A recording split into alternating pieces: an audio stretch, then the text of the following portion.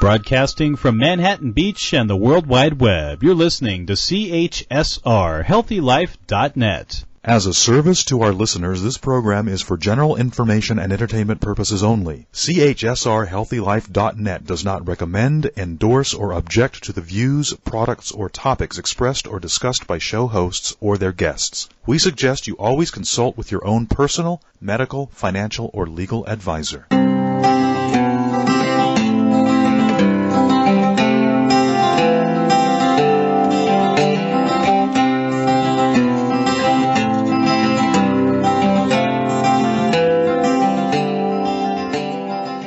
Greetings, you're listening to Guiding Stars Evolutionary Astrology Radio. I'm here with my friend and colleague, Rose Marcus. We are joining you today to discuss the transits for the next month, end of April and May of 2023. Welcome back, Rose. Thank you, Kristin. Well, we find ourselves in between two eclipses. It's the portal we are flying through together, and surprises are not only possible, they're prevalent. Yes. And so I have heard it all already, up, down, and everything in between. And Rose, you've had some of your own surprises, heartbreaks. We'll let you tell the listeners so they can understand if you're in a tender place today. Yeah, I have lost my sweet baby, Biggie. He was with me for 13 years, and my soulmate and my constant companion, and just a really precious, special one, and I miss him already, Oh, yeah. What kind of little pup was he? Oh, he was a cross between a Chihuahua and a Pomeranian, and they call him Pom Cheese, Yeah. furry creature, and he was just a big baby and a big ball of love, pure love, right? And he has these, big round eyes. They're so cute. Yeah, he was a cutie. He was a cutie pie, yeah, absolutely. And it was quite a big shock, although he was of the age and deteriorating. But, the event took place. Mercury is currently in retrograde, and it is triggering the eclipse, the lunar eclipse that is coming up on the 5th of May. And I always watch eclipses for transitions. For me, this took me completely by surprise. But there have been a notable amount of people doing transitions recently. Harry Belafonte, a musician of significant stature, and I can't even remember the list, but there's a long list of people who have left the planet. And eclipses are like that. I mean, they're already energizing prior to the actual event, and they have a potency that extends after as well, too. And as you just said a few moments ago, we are in between two eclipses. The solar eclipse that took place on the 19th of April at the very last degree of Aries, 29 degrees, and the one coming up on the 5th of May, and that one is at 1458, almost 15 degrees of Scorpio. So, and the 5th of May, I think it's the 6th of May that King Charles is being coronated in coronation as well, too. So, events of significance take place. Eclipses are milestone events, right? So Definitely. And as you said, Kristin, oh my goodness, clients, friends, big stories, not a little thing going on, but a big thing going on for so many people on the planet. So, if you're one of those people having a big, big story right now, such as the nature of the imprints of the stars, eh? Well, and as you always say, Rose, they're course correctors, they're accelerators, and accelerants. Is accelerant a word? Yeah. I just made it one if it's not. But yeah, accelerators, course correctors, catalysts, these are the words that we think of propelling us into those evolutionary waters. And it was the second new moon in Aries, which is also very rare. The first one was, the March 25th, around there? Might have even been the 23rd, or anyway, it's right after Aries started. And so that's rare in and of itself. It was a hybrid eclipse, which is combining two different types of eclipse, which is also rare. And what was not only 29 degrees Aries, but 29 and 54 minutes. It only goes to 60. So to have the sun and the moon literally minutes away. The moon was minutes away from changing signs. I just never remember it being like that. So during an eclipse and this type of eclipse, it just all feels very unique. If it's taken a while to get a fire growing and going and growing, this one would have done it. But it's so wild because here we've got Aries that just wants nothing more than to speed ahead, to race ahead, and then only, 3.5 hours later, Mercury stops in reverse directions in Taurus, an earth sign, the plotting sign. So, the Aries in us is saying, what? Wait, what? In the heck was that? I don't want to put on the brakes. That eclipse on the 19th of April is so dynamic, too, because that smidgen 29, whatever it was, 54, just like 6 minutes off being a Taurus eclipse. And the position of Pluto at 0 degrees Aquarius was, that eclipse was on that bit of hold up, like that angle right there is a little bit of building pressure. It's a bit of a resistance release. And I've said this about eclipses, especially solar eclipses, many times, but I really felt this because of the passage of my dog. Is that a solar eclipse is a new moon, and the eclipses are more dynamic lunations, and with a solar eclipse, it is a new cycle starting, but it means that something ends in order for something to begin.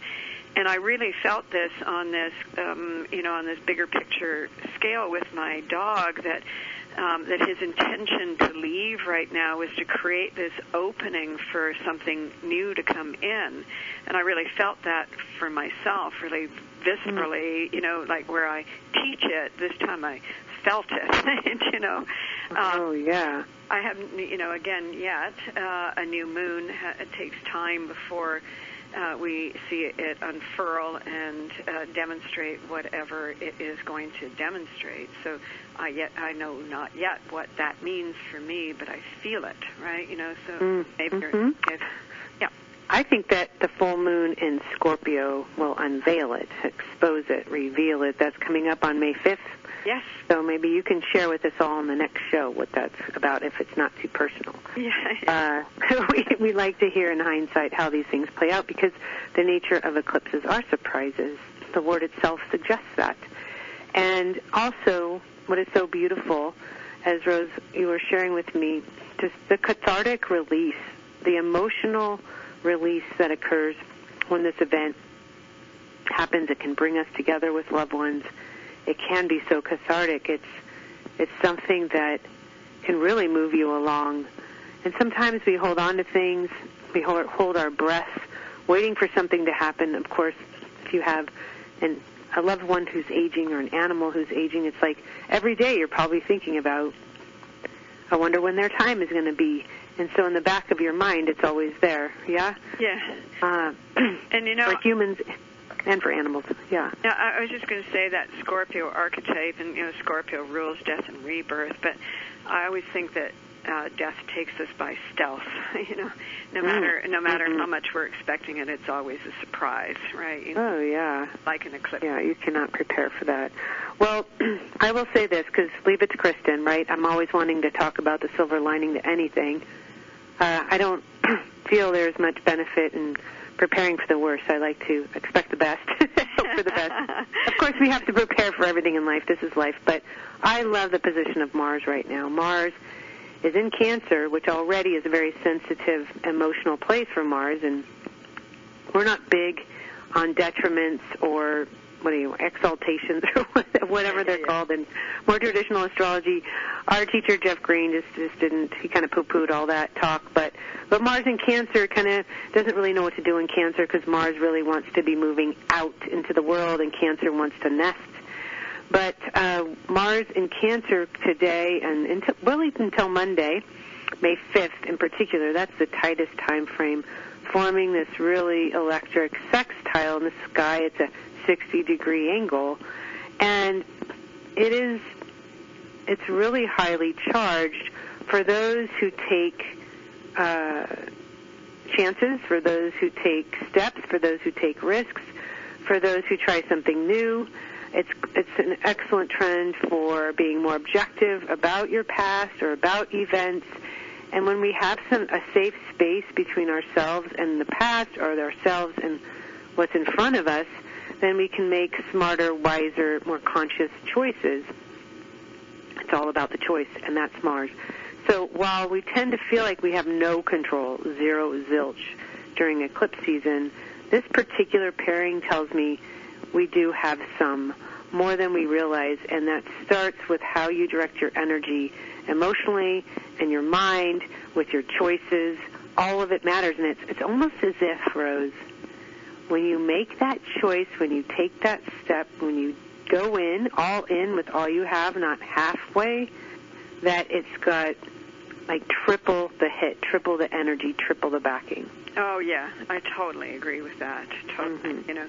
And as we move further along, even, with the eclipse on the 5th and so on, Mars is in a really nice angle to Neptune, so there's some good water support, in terms of getting in touch with whatever it is that you need to. Mars in Cancer is a signature. Of course, it's going to stir up the emotions and so on, but it is a signature for kind of an awakening of self-care. How are you going to take care of yourself, right? What do you need? Right. What do you need? What do you need? Right. And how are you going to give it to yourself? I think that's a point there. Go ahead. I was just going to say that I had just caught a little bit of the news this morning, and what's her name? Brittany Griner was giving an interview, right? And it was her first since having, been released from the Russian jail, right? Oh, wow. Yeah, she was very emotional, too. But they asked her how she coped. And I thought she said something that I always say to people as well, too. She said, well, just keep functioning, keep moving, keep doing, keep applying yourself, right? And I mean, that was very frightening for her, and you can just see the emotion in her of she's still processing all of that. But that's what you have to do when you get to these points, is you have to continue to function, and it is in terms of moving. That movement is going to take you someplace. When you are in the depths of despair or fear or trauma or anxiety or any of those kinds of emotions, the best thing you can do is to keep left foot, right foot, right? Right. Yeah. Gosh, I recently talked to somebody who had gone through this big heartbreak many, many years ago and really didn't have any solid, healthy relationship since. And she shared with me that she had taken mushrooms, and I personally have never taken them.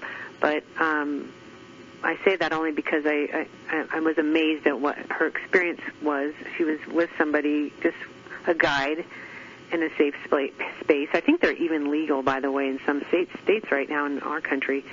But she said after this experience, and it was very cathartic, that she came out of this session.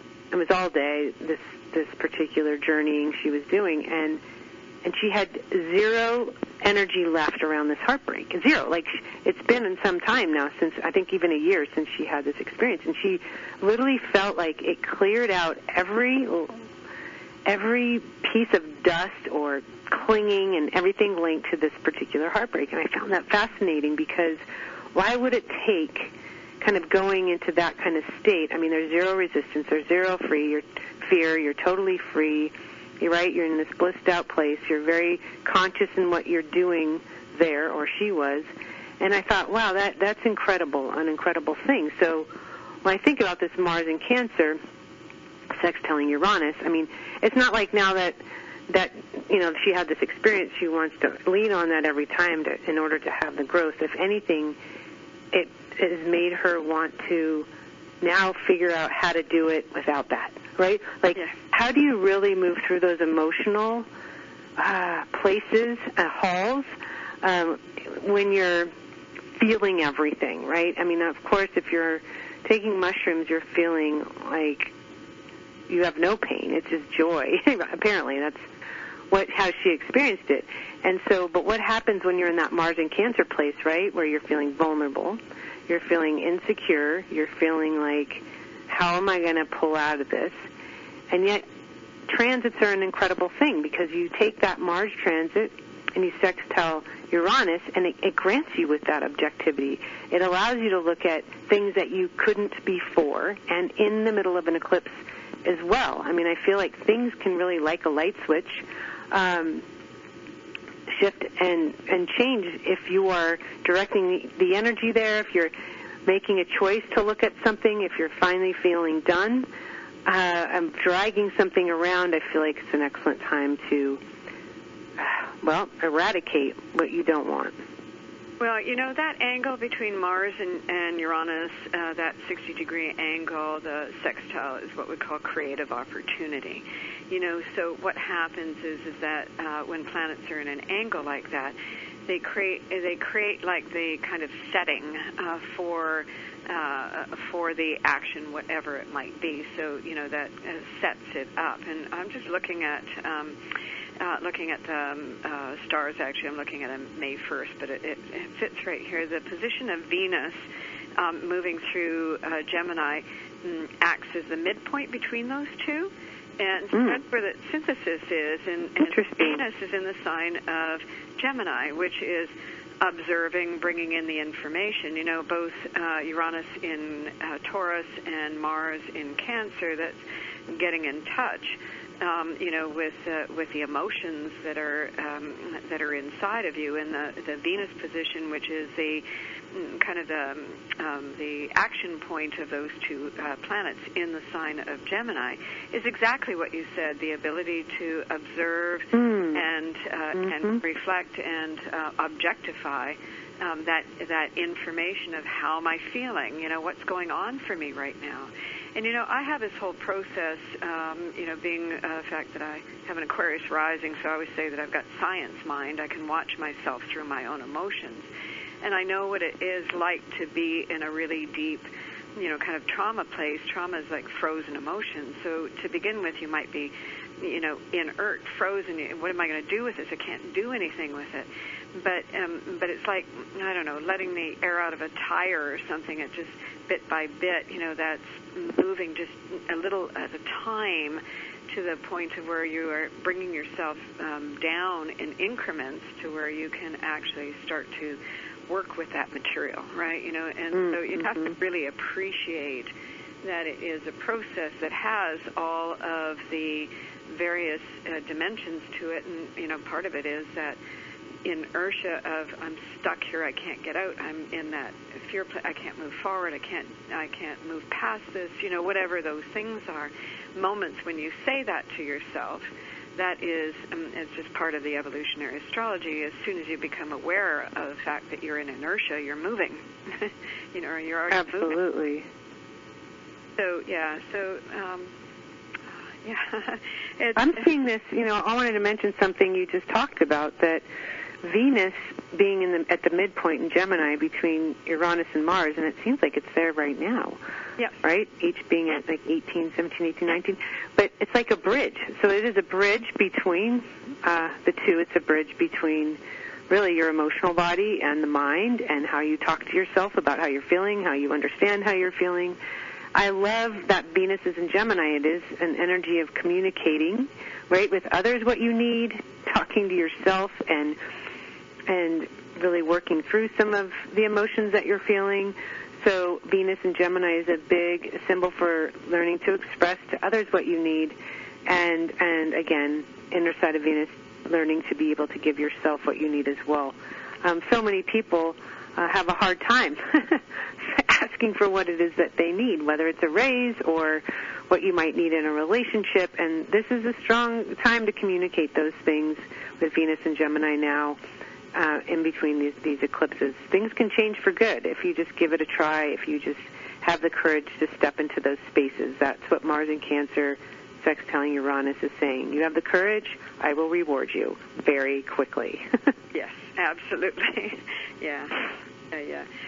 Shall we move forward here into the month of May? Yeah. Mm-hmm. All right. So first of all, we have to mention that Mercury is retrograde. You just mentioned that a moment ago. And this is a thing with that eclipse on the 19th of April.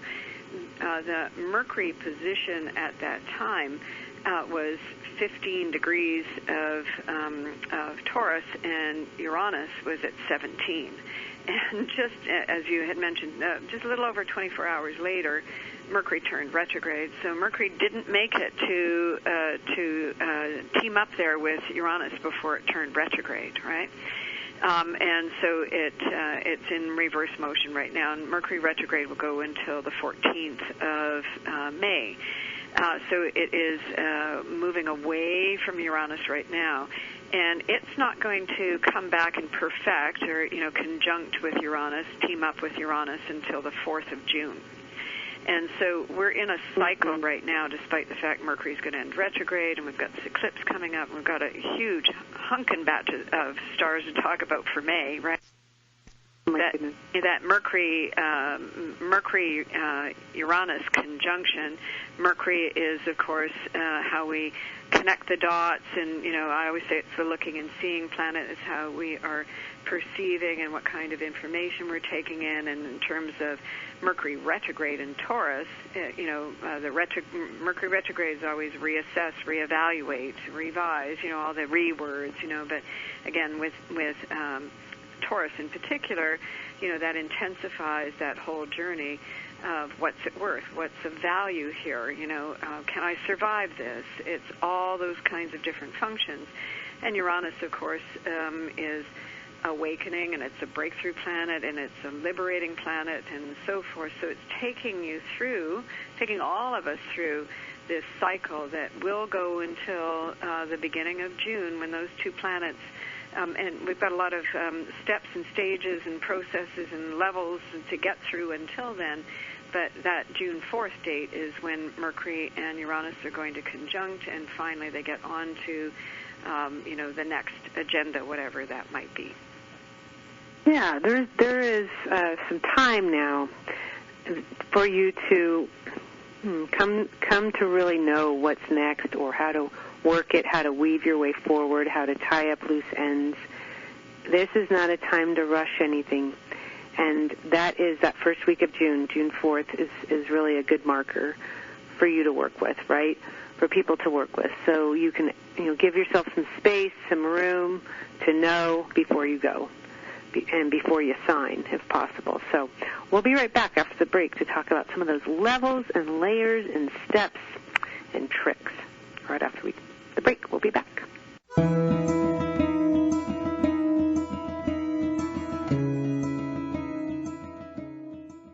Find out about Kristin Fontana and get your free weekly astrological forecast on her website, KristinFontana.com. Read articles written by the founder of evolutionary astrology, Jeffrey Wolf Green. Evolutionary astrology is a spiritual perspective astrology from Pluto's point of view, and what a view it is. You can even order a detailed, personalized chart that tells you about your past, present, and future. You'll also discover where and when Kristin's upcoming conferences, workshops, and appearances will be on KristinFontana.com. That's KRISTIN Fontana.com. Okay, you're stressed. You need a little R&R. Wouldn't going to a spa help? There's all kinds of spas, too. Destination spas, medical spas, day spas, even dental and mobile spas. Where do you find the right spa at the right price? Oh, no, more stress? Well, not anymore. Visit spafinders.com. At spafinders.com, you'll find everything you need to know about spas from around the world. So de-stress. Click on spafinders.com right on our homepage. Oh, I'm feeling relaxed already. What would happen if you didn't follow the established path? Would you feel scared or proud? Could you explain that helping the people of Peru improve their own community would also have an effect on your own? Would you rather make your own way or spend a lifetime saying, what if? Life is calling. How far will you go? Peace Corps. To find out more, call 1-800-424-8580 or go to peacecorps.gov. HealthyLife.net, the positive radio network.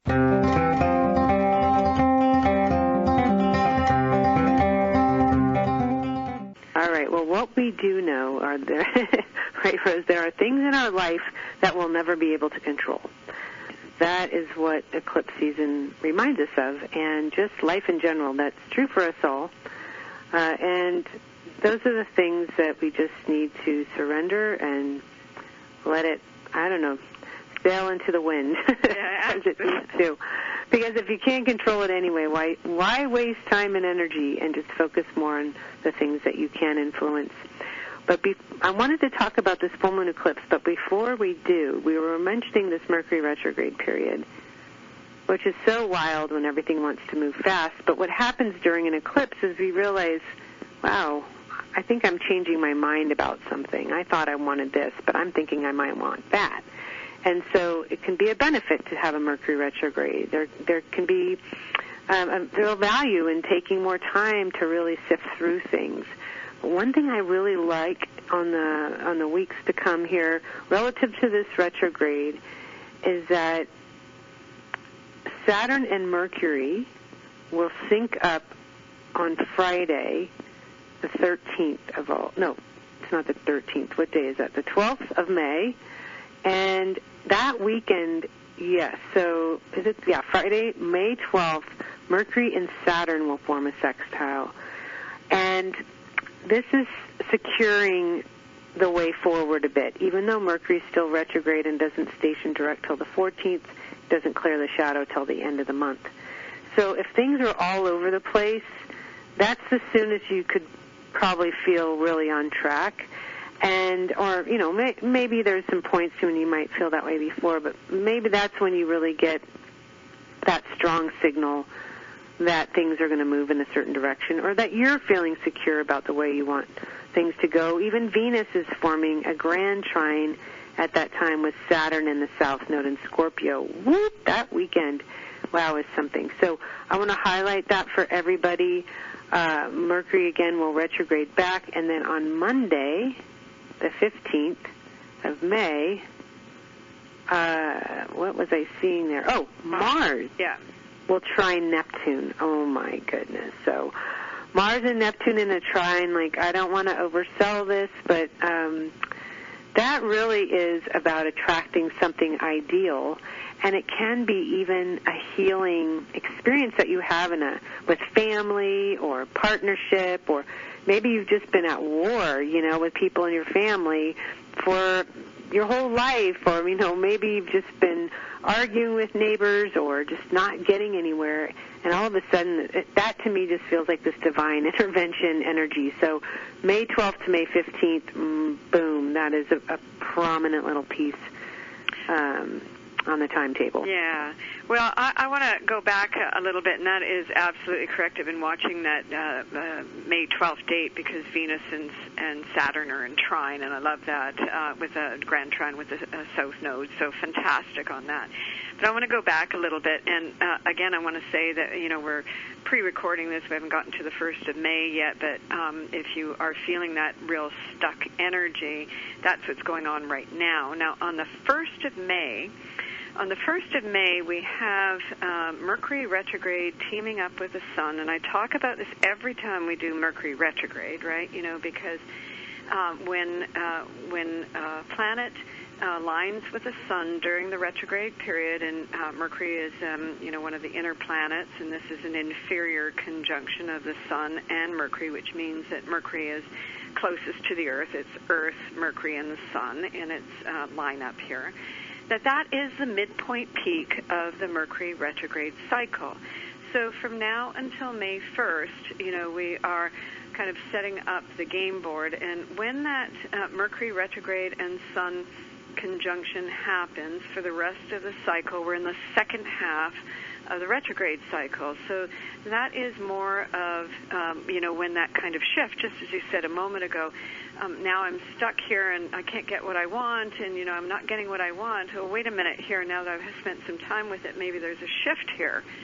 Maybe things are changing. Maybe I want to play it a different way, That Sun-Mercury conjunction will give you the opportunity to take in the information and process it in some kind of different way, to become a little bit more conscious of what it is that you've got standing right in front of you, what you know, all the various components now, you're going to be able to maybe see it a little clearer. And also with this May 1st date, it is the day that Pluto also turns retrograde. Now, Pluto's just barely into Aquarius, but I think it's been hard-hitting for a lot of us, myself included. Mm-hmm. You know, just it's at 0.5 of Aquarius before it backs out.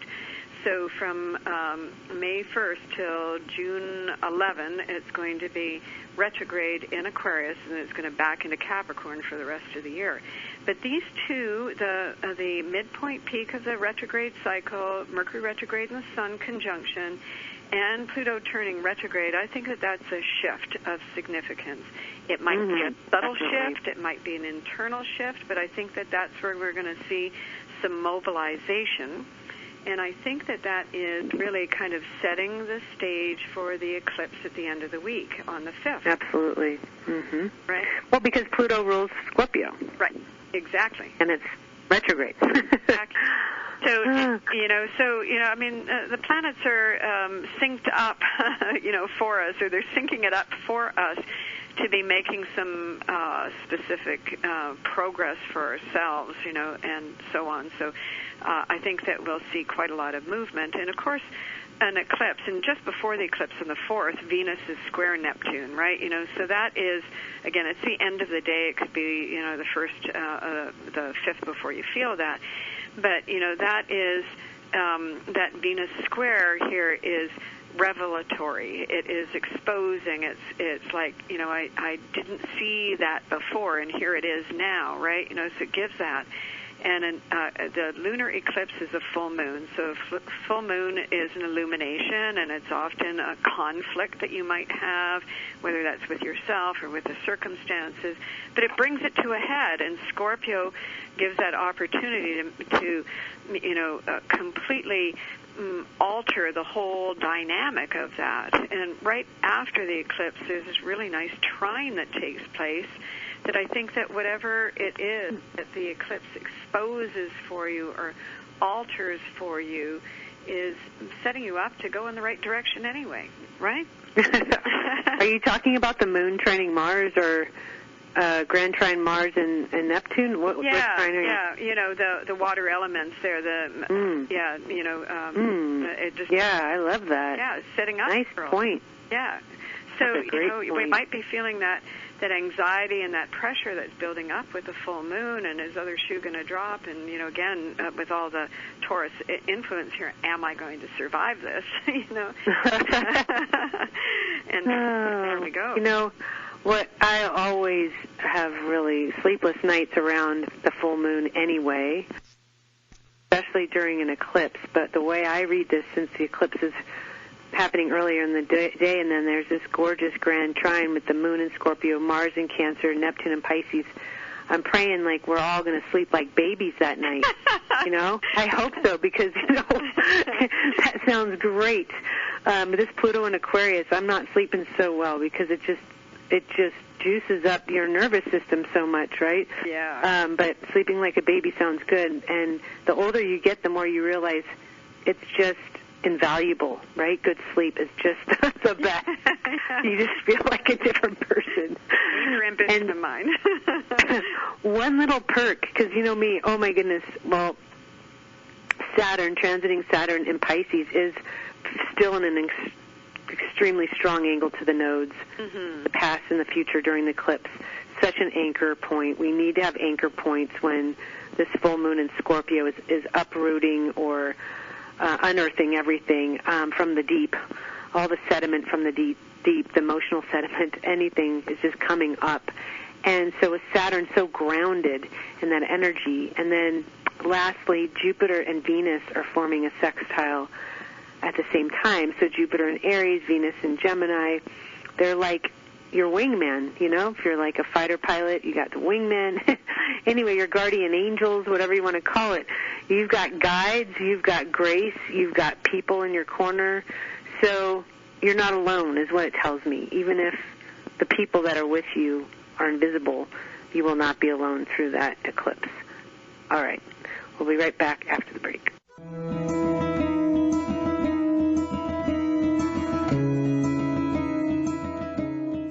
Find out about Kristin Fontana and get your free weekly astrological forecast on her website, KristinFontana.com. Read articles written by the founder of evolutionary astrology, Jeffrey Wolf Green. Evolutionary astrology is a spiritual perspective astrology from Pluto's point of view, and what a view it is. You can even order a detailed personalized chart that tells you about your past, present, and future. You'll also discover where and when Kristin's upcoming conferences, workshops, and appearances will be on KristinFontana.com. That's KRISTIN Fontana.com. Have you ever wondered why you are here on this planet and what the point to all of this is? Evolutionary astrology is a natural science that allows for an understanding of the evolutionary journey of the soul from life to life. Evolutionary astrology provides a vehicle to understand prior life dynamics that have led to the reason and purpose for the life you live. It offers a depth of information and insights about each person that no other type of astrology can provide. As Jeffrey Wolf Green, the founder of evolutionary astrology, says, for those who wish to unveil the depth of who you actually are, I would highly recommend that you seek out qualified evolutionary astrologers such as Kristin Fontana and other graduated students of the School of Evolutionary Astrology.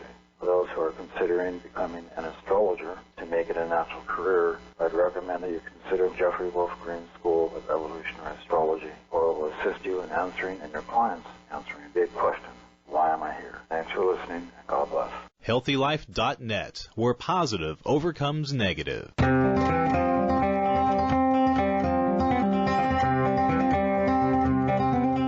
right, well, as I was saying, you don't want to rush this. So I'm going to repeat myself, because right before the break, I was talking about this sweet aspect, Jupiter in Aries sextiling Venus in Gemini, our two most benevolent planets forming a very supportive pairing during a very emotional eclipse. And it's a soulful eclipse, and it's supporting your evolution. Jupiter is about the truth, what's true for you, what's natural for you, what's honest, and Venus connects to our relationships. It has to do with what you need in your life. And sometimes we don't make choices that reflect what we really need or what we want because we're afraid or we don't want to be vulnerable. And the eclipses will just take care of that for you. Well, you bet. Here we go. I know this is what you want and need. Just jump in. But yes, there are protecting or protective, benevolent, supportive energies. Really, I mean, you may not be able to see them in the physical sense, or you might, but you will feel them if you're open. Absolutely. And just following the eclipse on that note, on the 6th, Ceres, which is currently retrograde in the sign of Virgo, turns direct. And on the 7th, Venus leaves Gemini for Cancer. And on the 9th, the Sun and Uranus conjunct. And I think that the eclipse will roll out over, I mean, as I already said, it's potent the month before, the month after, and, extends. But I do think that through the 9th, that Sun-Uranus conjunction is going to continue with the eclipse, roll out through those few days that follow. I like the fact that Ceres is turning direct in Virgo because, of course, Virgo is about, the healing archetype, so it helps that advance. And Venus in Cancer, again, is a lovely, lovely transit for that emotional healing that we also desperately need. Sun Uranus is, again, going to awaken and illuminate and give that kind of creative opportunity to that. And then we get to the end of the week where we have that lovely Venus Saturn trine, and what did you say, a Mercury sextile Saturn as well too. So the week following the immediate following the eclipse, it seems to be fluid, I'll say, in terms of that course correction. I think that it looks hopeful to me. What do you think? Absolutely. If you check out the chart, for those of you that have Solar Fire are pulling up charts, there's a kite pattern that's forming on that weekend of the 12th of May. And so the nodes are, the past is the tail of the kite, okay? That's the South Node in Scorpio. The future is the tip of the kite, the highest point of the kite. And next to that is Mercury, which is retrograde, conjunct the North Node. At each wing of the kite, on the right, we have Saturn, on the left, Venus. So all the points of this kite are combining energies around our healing, Saturn and Pisces of the past, South Node and Scorpio, with those that we've loved and still love, and the growth of those connections that are so important because we all want to feel and experience our own evolution, in particular as it relates to relationships, to keep everything moving and growing. And the top of this kite, again, is the North Node pulling you up into the sky, pulling you to another elevation of experience, allowing you to see a bigger picture, because when you're up in the sky, you can see things more broadly. And what I love is this image of the kite is that it's flying above, less gravity, right? Less gravity. And more airborne. The tail is what we want to leave behind of anything. It's kind of like looking in the rearview mirror. If you've just been in an accident, you don't want to be in the rearview mirror anymore. You want to be moving forward. So the kite is really about rising above where you've been. And at times we have to deal with the past that keeps getting in the way in order for the wind to blow and the kite to fly. But the kite pattern is a sweet little symbol for that weekend. Well, and I'm just looking at that, and that is Mercury, although it will not conjunct that North Node because it's going to end retrograde, is applying to it, right? So that is about finishing something off. And this whole month, all the way to the 16th of May, we have Jupiter at 29 degrees, triggering the solar eclipse of the 19th of April, right? So this is very, very potent. This kite gives, has great wind under its sails. Yes, that's interesting that you bring that up too. And I was noticing that the Mercury comes so close to the North Node, so close. And so what it can also mean, because Mercury is just about to station direct, and then it takes a while to clear the shadow, you may come up with ideas about your future. You may come up with conversations about with others about what you want to do in your future. You might be making phone calls or sending emails. You might be researching new things. So it's almost, the idea of what you want moving forward or the changes you wish to make could be very active at that time, but not implemented yet. But you're actively pursuing or researching and talking about and getting new information. I was trying to find, Rose, when does Mercury come back in conjunct the North Node exactly? I think it's probably going to be June. I'll try and find that date. Obviously, I'm going to have to look about it. It's sometime in June. Yeah, Mercury will not conjunct the North Node again, right? So, ever again? No, because it's already surpassed it. Oh, it's already surpassed it. When was that? Do you know when that did conjunct? Yeah, I can look back. I feel like that's important for this date coming up, but we'll have to let people know, because sometimes when you can go back, you can connect the dots.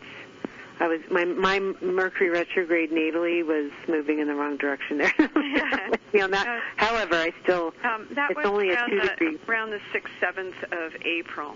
And okay. And I want to mention something else as well too. That 6th, 7th of April. And for right now, it's slipping my mind as to why that was such an important date. It's got in my mind. I'm kind of remembering that. I don't exactly remember what that was. Maybe it was just noticing that Mercury North Node connection. But that took place at 4 degrees Taurus, and there will be an eclipse, solar eclipse. In October. Wait a minute here. I'm looking at my page here. Ooh. That is picking up that 4 degrees which eclipse is it? Might be the lunar eclipse on the 18th. Okay, now I've kind of lost the 28th, yes. It is the lunar eclipse on the 28th will be at 5 degrees, 4 or 5 degrees, right? So that's going to trigger that April 6th, 7th, trigger the degree of where the nodal axis sits during the eclipse of May 5th.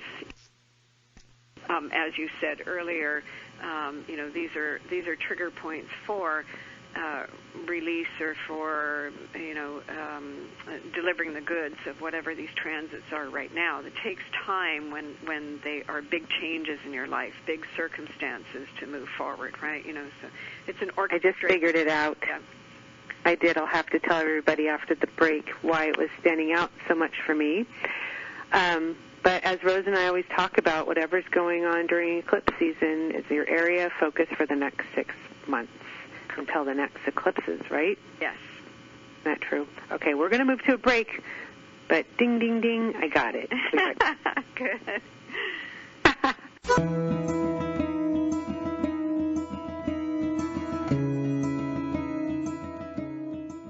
Find out about Kristin Fontana and get your free weekly astrological forecast on her website, KristinFontana.com. Read articles written by the founder of evolutionary astrology, Jeffrey Wolf Green. Evolutionary astrology is a spiritual perspective astrology from Pluto's point of view, and what a view it is. You can even order a detailed, personalized chart that tells you about your past, present, and future. You'll also discover where and when Kristin's upcoming conferences, workshops, and appearances will be on KristinFontana.com. That's KRISTIN Fontana.com. If you're like the 8 out of 10 women that say finding jeans that fit is a problem, well, your problem is solved. Lee Jeans has done extensive research, and they have jeans that fit. There's even an online Lee Fit Finder so you can find the right fit for you. Imagine jeans that instantly slim you with a custom fit and no gap waistband. And guys, kids, Lee has jeans for you too. Click through to Lee's Jeans on the HealthyLife.net advertiser page and get what fits. Take one step towards spirit. Spirit will take 1,000 steps toward you. Come explore the world of evolutionary astrology with Rose Marcus. Rose Marcus is well known for her heartfelt passion, sensitive counseling skills, and dedication to helping others. You can now study evolutionary astrology from the comfort of your own home through live teleconference classes with Rose. To register for the next Evolutionary Astrology School, to read your in-depth monthly horoscope, or to book a private astrology with Rose Marcus, please visit her website, www.rosemarcus.com. Oh, man, it never fails. My suitcase just got ripped apart. Life is a journey. Make it a pleasant one. Use Samsonite. You know the name. For almost a century, Samsonite luggage has proved itself to be the worldwide leader in innovative travel solutions. Let it be yours. Visit HealthyLife.net's affiliate Samsonite on our homepage and click to look at the fine luggage from suitcases to golf travel bags. And don't forget, take a look at their travel accessories. Make life a journey, a pleasant one, with Samsonite. In college, I took a lot of history and liberal arts classes, and frankly, I don't remember much of any of it. But as an adult, I find myself engrossed in fascinating programs on the A&E and History Channel. They've pretty much helped me to be pretty impressive at social functions, and I just found out today that I can purchase DVDs of my favorite A&E and History Channel programs right through HealthyLife.net. You should visit HealthyLife.net and order your favorite A&E and History Channel program DVDs as well, and then discover how many people you can impress during your next social occasion. HealthyLife.net, the positive radio network.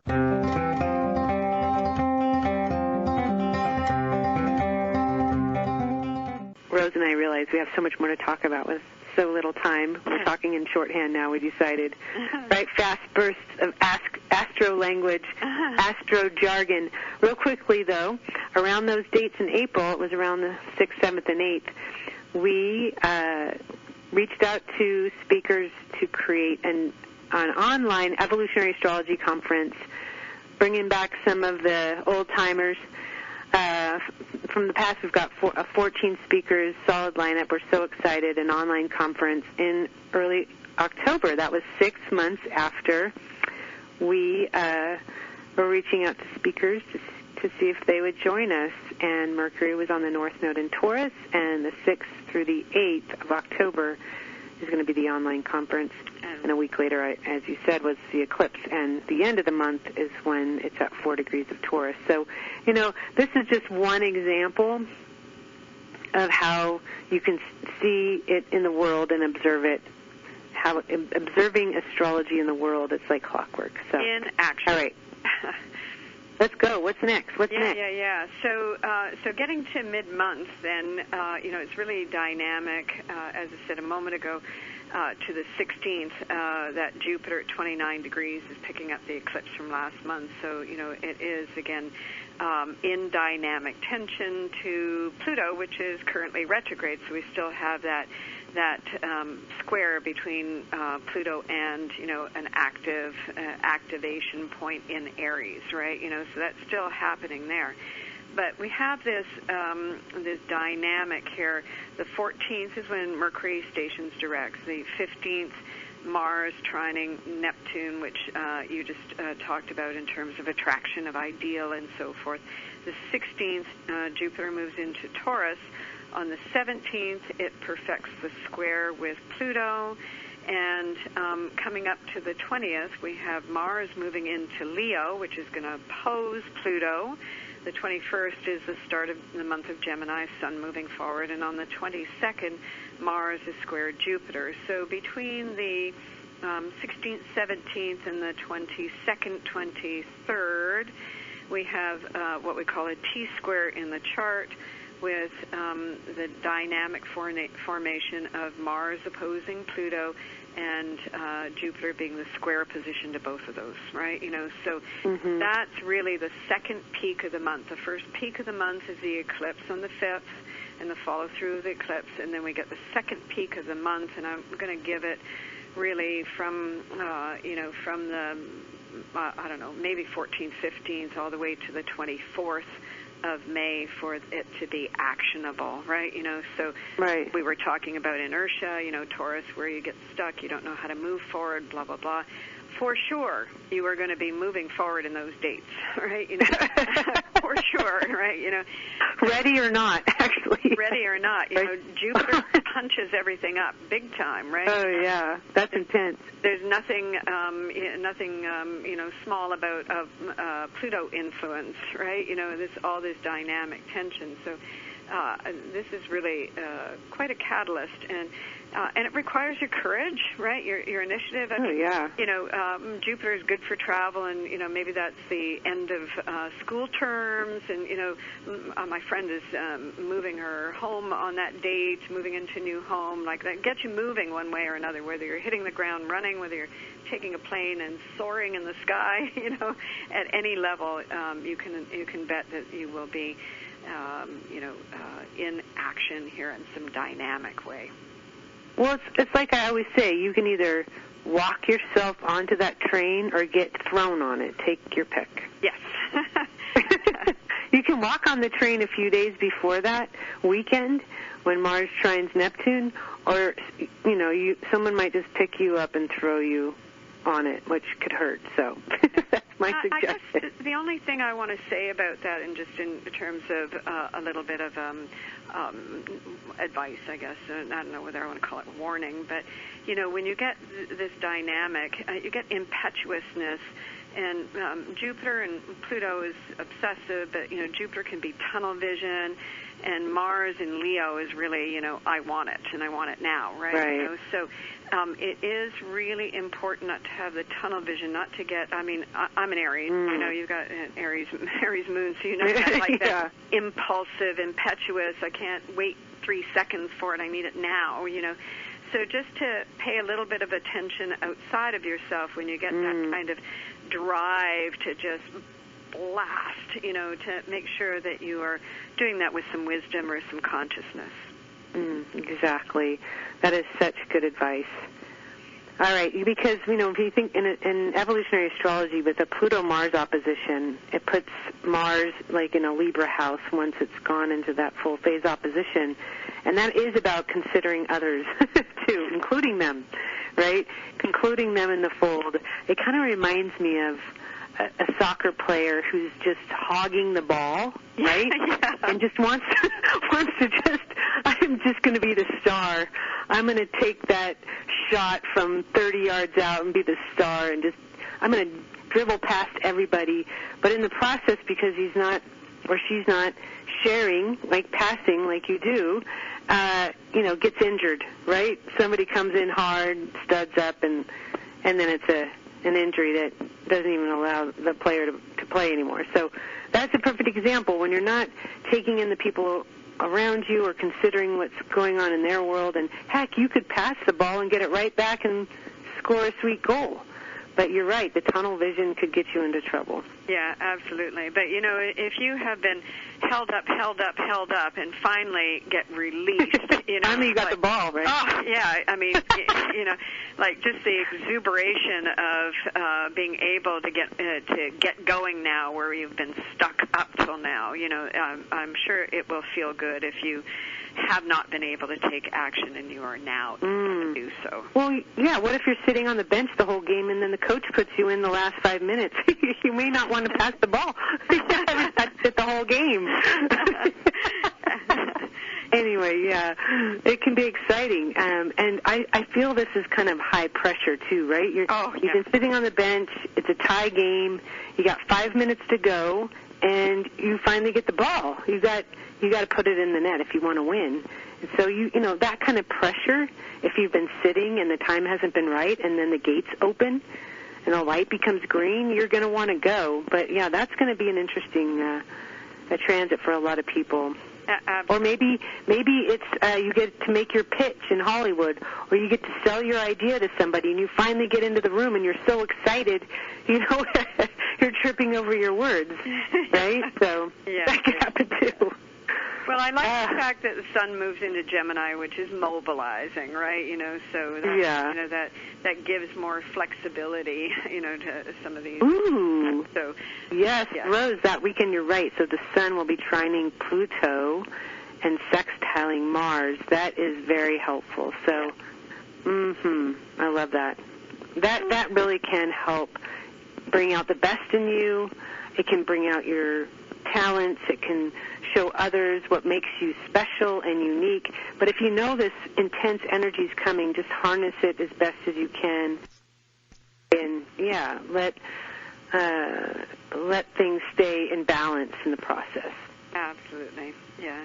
And I just heard the, coming to the end, and I do want to mention that on the 6th of May, David Green and myself are going to present a lecture for the JWG Association of Evolutionary Astrologers, and you have the jwg.org, right? It's jwgaea.org, yes. Yes. So do check that out, and I'm going to be talking about Pluto and the lunar nodes, and 2 weeks later, on the 20th of May, we will be doing a mentorship class. So join us if you like, and check out the organization. You can check the back lectures as well, too, and there's a forum where you can ask questions and share and so on. So please join us if you can. All right, yeah, and the website does talk about the conference, and upcoming will be more details on that, so for the first weekend in October. All right, this wild dog in the background sounds like a wolf in my living room, so he's ready to go for a hike. So anyway, so great to be with you again, Rose, as always, and our hearts are with you at this tender time. Biggie with a little itty-bitty body is dancing in heaven, in doggy heaven somewhere.